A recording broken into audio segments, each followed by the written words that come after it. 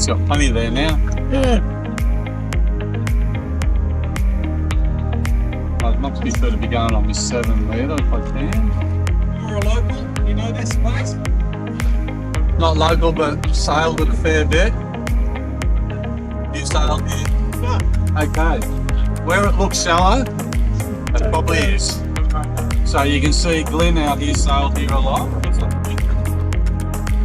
Coming back in at 4 or 5-ish. So if you get stuck, and you shouldn't, because of the wind angle, you will come back with the tide. This is what we do. You'll end up on the sandbank, won't you? Well, what we like to do is come just sail the boat, marker buoy. See the sailboat way out above the sail. There's a marker buoy out here in the same place. Yeah, but So you know always stays deep here. the channel is quite deep, but the curvature also comes in from the other side, and it's a bit of a higher tide today. Was it 0.7? I don't think over here we see little sandbanks pop out over towards the other side there. Yeah. They've been totally exposed, so it's a short run from here and across. But if you do whatever Glenn's doing, you'll be fine.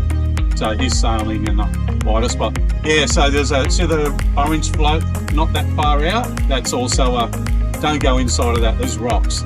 They used to have posts. Where are the rocks? You can't quite see the colour, but they're out there. Like way out where that boat. Just There's an orange in thing close right up. down there. Yeah, Is this the speed bank? yes. Yeah. And so that orange beaker. Yep. Way out, and there's one in closer here. Yep. That's your curve. I'll show you a picture from the other day. Just finish this red open.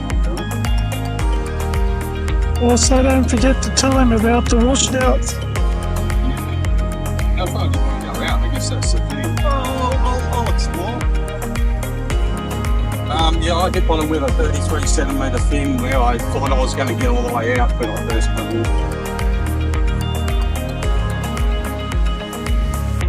So I can show you my tracks from the other day.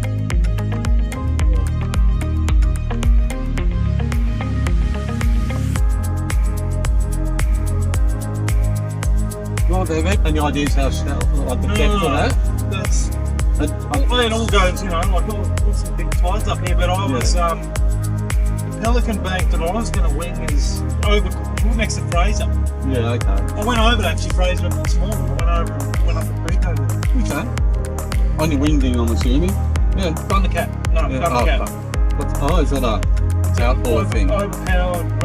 Yeah, I know the ones, yeah.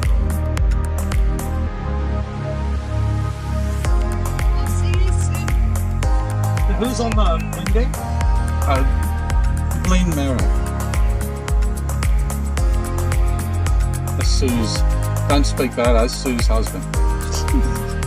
Which is alright. Oh wait, you want really south to get. Well, the more south it is, easier to get out, I guess. But you just do I do a couple of zigzags, and once you get out where that catamaran is, and in the other bank, you can normally just push straight up to the outer.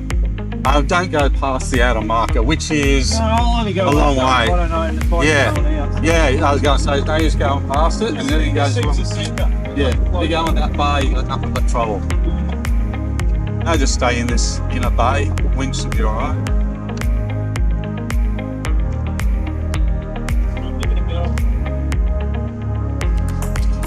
Looks like the big board is coming out. It's all nice clear sand. A little bit rocky sometimes, but in front of you, it goes out so far, then it falls off really deep. But it's a firm bottom sometimes. It might scratch your coil. Well, that's the end of the 2025 Windfest, and it's the day after the event's finished, and of course there's nice wind. Anyway, nearly everybody's gone home.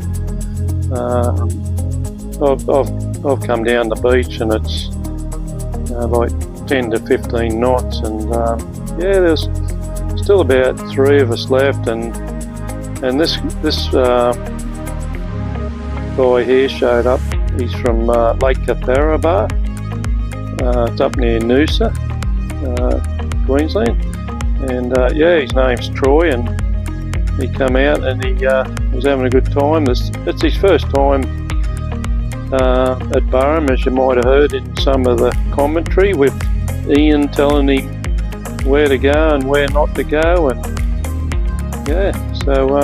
we got out and having a good time on the wingdings. There wasn't really much wind for windsurfing, but Ian and Phil got out on their windsurfers.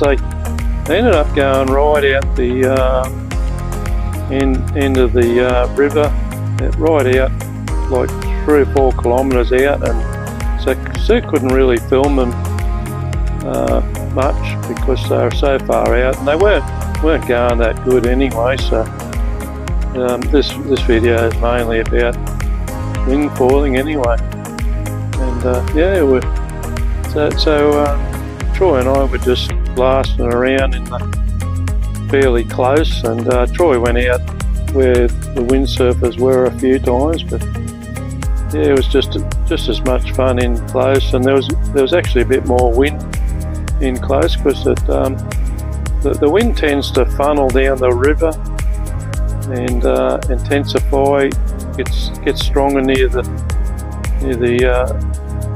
beach and where we launch from. So yeah, I've met Troy before. I sailed at Lake Catharaba probably 2.5 years ago, and he's the local wingdinger there. So yeah, I got to meet him there. Took me a while to remember who he was, but yeah, when I came in, I kind of started chatting with him and worked out that I'd met him once before.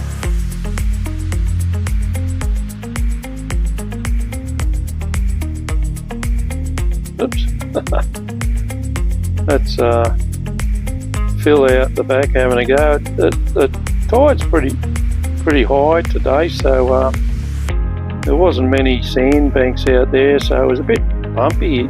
It did flatten off a little bit later as the tide dropped, but yeah, it got pretty late in the afternoon by the time the sandbars came out. There was also a lot of current flowing out with the big run out tide, so yeah, it makes it a bit bumpy, like tide against wind. Yeah, but it wasn't too bad.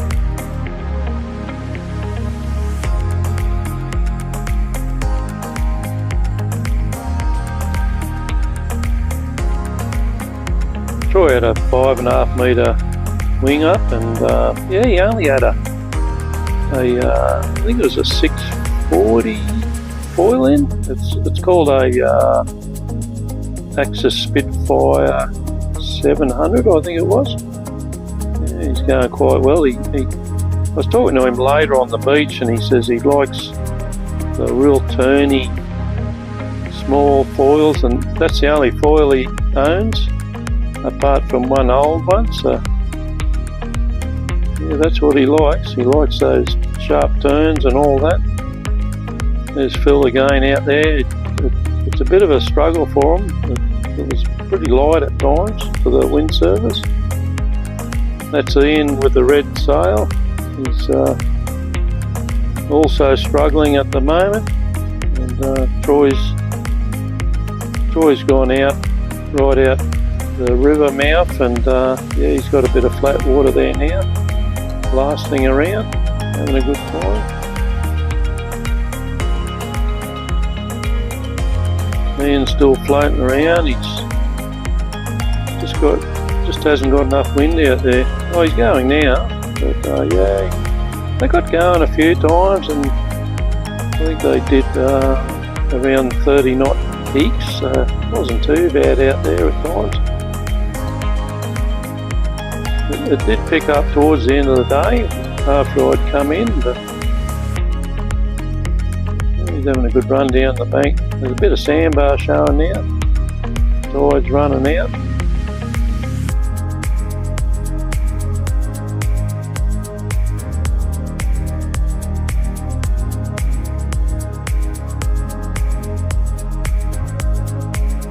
Still standing there waiting for some stronger wind.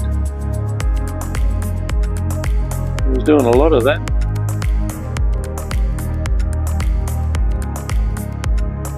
Just showing you this, there's a big turtle right in front of Troy, and I think he saw it at the last moment and changed course, just missing it. It was a huge turtle.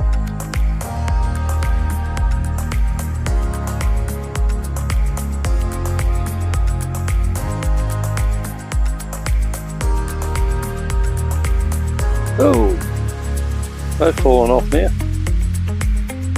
Oh, Troy's coming in. That's his way of coming in and not hitting the bottom. He jumps off the board or he flips the board up and jumps off and lands the foil sticking up in the air. Pretty clever.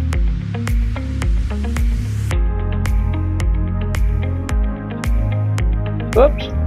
That was a good crash. Sue was quite glad she filmed that, and she wanted me to put it up because it looked good.